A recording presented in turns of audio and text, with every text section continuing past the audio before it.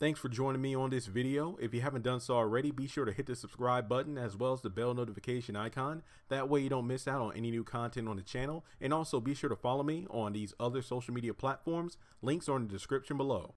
All right, well, I will admit I have not seen this many people in Gia's corner since the show began. And trust and believe, I have been one of those who have been a non-fan of the character for a long time. The first and only time I've really felt a good vibe from the character was when she was talking with Benny. It was great to see Gia in a situation where, for what seems to be the first time, it seemed like she was actually being herself, you know, obviously still undercover and still deceiving Benny for Candace's sake to distract him. But it was just nice to see Gia talking with somebody that wasn't trying to push up on her like Jim or wasn't pimp slapping her. It was a legitimately good scene. I actually did a couple videos on those two together, but in the preview for the upcoming episode, I even made in the episode preview for Stronger Together, I pointed out that Gia wearing all black, it looks like she has a bit of an attitude. This is a new Gia we haven't seen before. So her reaction, not just to the pimp slap, but well, before that, you know, what is it when Benny called her like a bitch or a whore or a hoe, just like Erica to distract me? Did you see the way she glanced at him? And I think that is the picture that's going to be shown on the screen here. And then later on when Candace slapped her, I was waiting for, because remember, it was like, I told you not to sleep with him. Well, I had to hold him. And that didn't work, obviously. But, I mean, to be honest, couldn't you just have lied? I mean, keep in mind that I think that RK was called, Candace called Gia to distract Benny and then kept texting not to have sex with him. And then she called RK, if I'm not mistaken, to pretty much get him drunk to distract him. So if Gia was in on the plan, don't you think she could have said like, well, we were going to have sex, but then he passed out from drinking, but then he got up and then just left because I couldn't hold him without having sex, meaning that I did what I told you, Candace.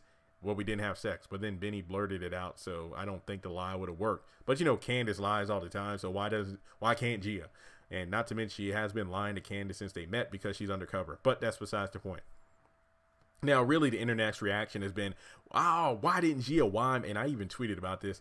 Why didn't Gia wind up? Because honestly, it did look like she was about to do something now, because the way she took a while to turn back around after the slap, not to mention after Candace like, get out of here, she took her time. It wasn't her going, oh, she didn't have that surprise. She wasn't an airhead. Let's just put it that way. She looked like she was about to fight.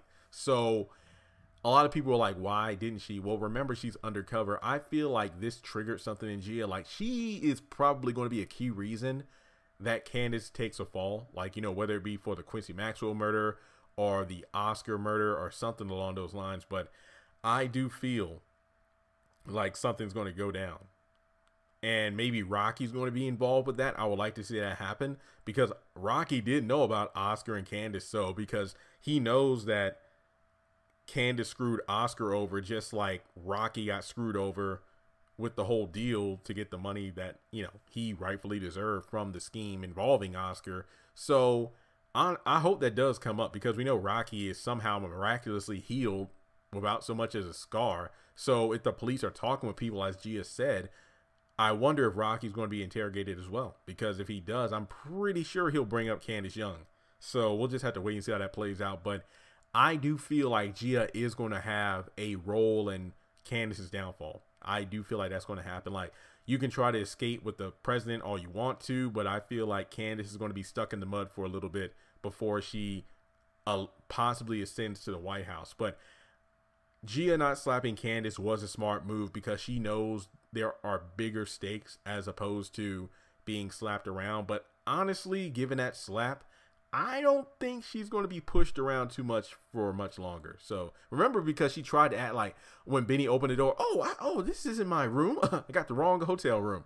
But then that act quickly disappeared as soon as Benny called her a whore, or called her out of her name. So I'm just saying, folks, you better watch out. Gia might be more capable than we think she is. So let me know your thoughts in the comment section below. Do you think that Gia will get revenge on Candace via a ass kicking, or killing her, which I doubt, Or do you think she's just going to play her role as long as possible until Candace takes a fall for whatever murder she's going down for?